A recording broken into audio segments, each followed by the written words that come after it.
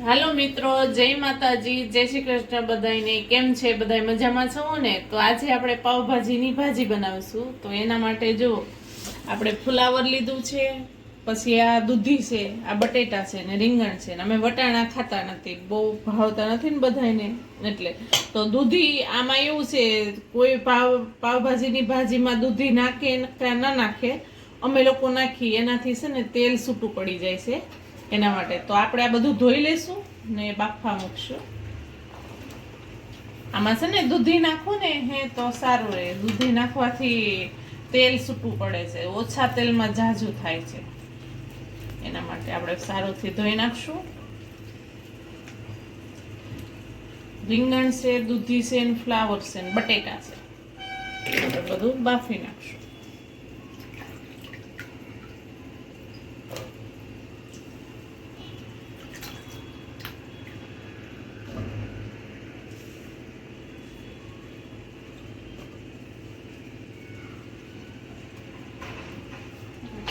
કરશું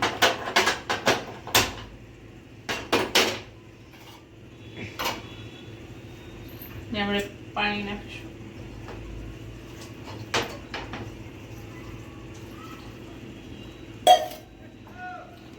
ને મીઠું નાખીશું.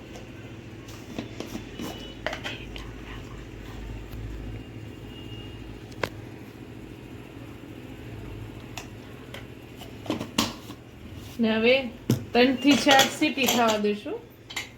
3 થી 4 સીટી કરી ને પછી આપણે વઘારીશું. 3 થી 4. જો આપણે હવે ભાજી વઘારશું. તેલ મૂક્યું છે, તેલ મૂક્યું પછી આ ટમેટા છે, લસણ છે ને લીલું મરચું છે ને ડુંગળી છે. ને હવે આ ભાજી આપણી બફાઈ ગઈ છે, એટલે હવે આપણે એને ક્રશ કરી નાખી છે. ને હવે છે ને આપણે વઘાર કરીશું. એના માટે હિંગ, પછી એમાં આપણે નાખશું આ લસણ, પછી આ મરચાં, ટમેટા,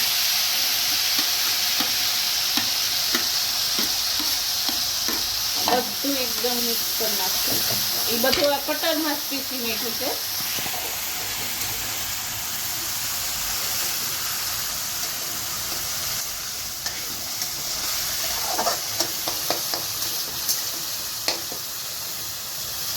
હવે ડુંગળી,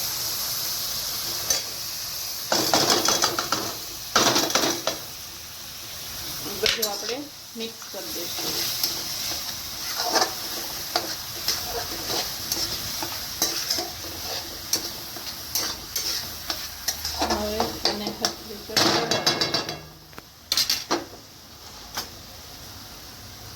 થોડી હળદર,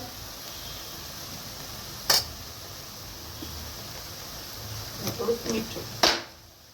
મીઠું આપણે બાફવામાં નાખ્યું હતું, એટલે આપણે આ જે ટમેટા ડુંગળી છે ને એના ભાગનું જ આપણે નાખશું ને હવે હલાઈ નાખશું. ને હવે થોડીક વાર ધીમા ગેસે પાકવા દઈશું. ધીમો ગેસ કરી નાખવાનો, એટલે મસ્ત પકાય.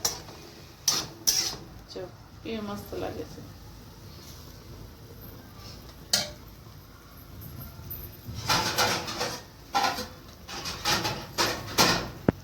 આપણે એને ઢાંકી દઈશું. ને હવે આપણે અલગથી એક તડકો બનાવીશું. એટલે શું, અલગથી ઉપરથી ગ્રેવી બનાવીએ ને તો મસ્ત લાગે. તો એના માટે આપણે એક બાઉલ મૂકશું.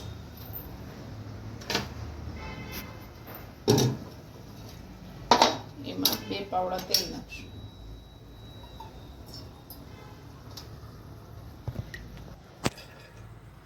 આપણે ઉપરથી એને તરી નાખશું. તરી ગઈ ને, ઉપરથી તેલ નાખીને તો મસ્ત ઉપર તેલ તરે છે. આપણે જે આ પાણી આપણે ભાજી બાફી હોય ને એમાં પાણી હોય ને, એ પાણી આપણે કાઢી લીધું છે. એ પાણીનો આપણે વઘાર કરશું, એટલે એનો સ્વાદ મસ્ત આવે છે ને મસ્ત લાગે છે. આપણે તેલ થાય ને પછી આપણે વઘાર કરીશું.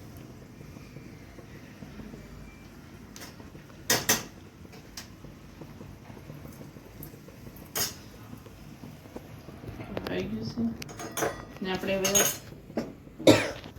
પેલા મરચું નાખશું.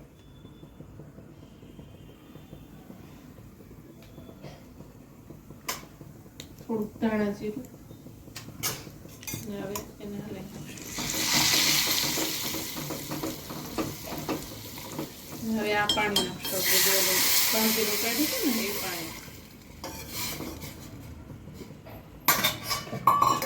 હવે આને ઉકાળવા દઈશું સરખું. ભાજી જોઈ લઈએ.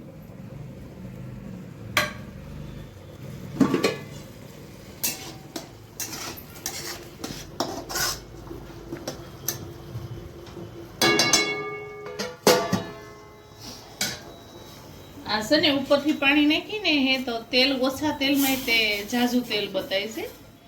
એના માટે આપણે એ પાણી નાખવાનું ઉપરથી. એ થોડો પાવભાજી મસાલો આમાંય નાખ્યું ને ઓલામાંય નાખશું. આ પાવભાજી મસાલો છે.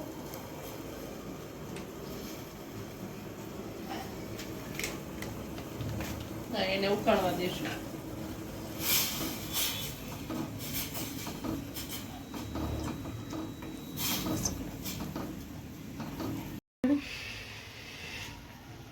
હવે આપણે આ ગ્રેવી પાકી સડી ગઈ છે. હવે આમાં લાલ મરચું થોડુંક ને ધાણા જીરું પાવડર અને આપણે પાવભાજી મસાલો એ 1 ચમચી નાખવાનો પાવભાજી મસાલો.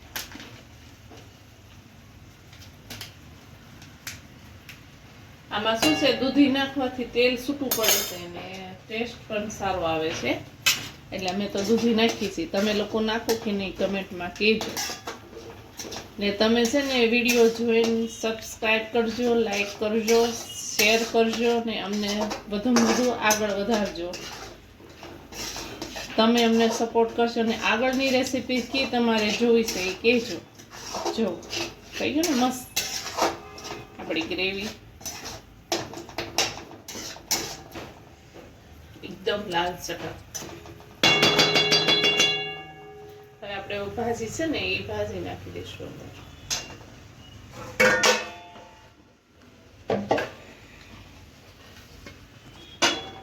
બાકીની ભાજી છે ને રીંગણા બટેટા ફ્લાવર ને બધું બાફેલું એ નાખી.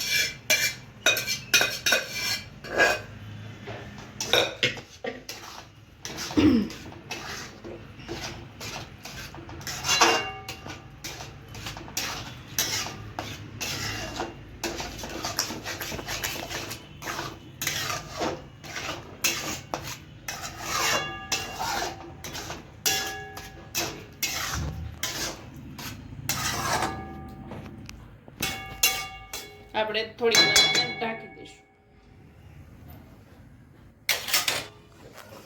ઢાંકી દઈએ ને તો તેલ બધું ઉપર આવી જાય. થોડીક વાર ઢાંકી દઈશું.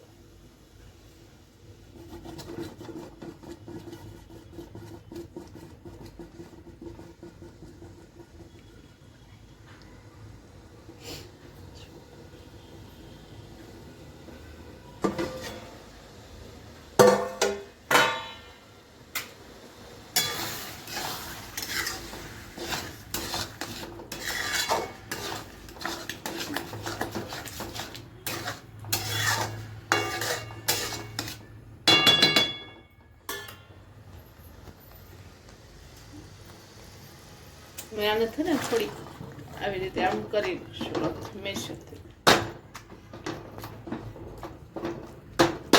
એક રસ થઈ જાય બધું.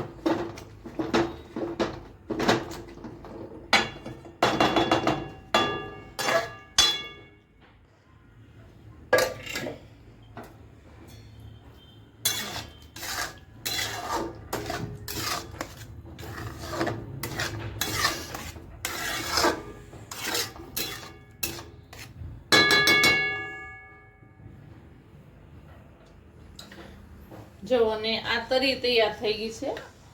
આ છે એ ઉપરથી આપણે આ નાખીશું. જો લાગે ને મસ્ત.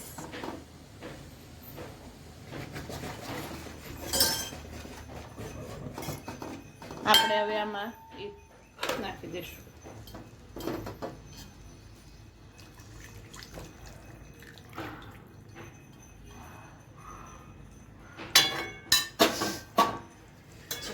થઈ ગયું ને લાલ સટાક.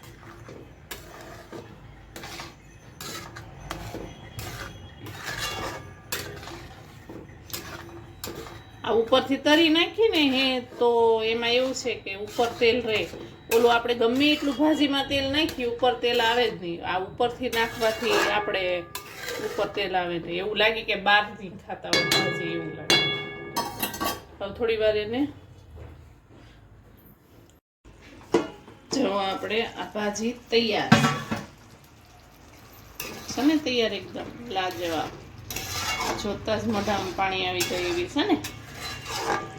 આપણી ભાજી તૈયાર છે. હવે આપણે એની ઉપર ધાણા ભાજી નાખીશું.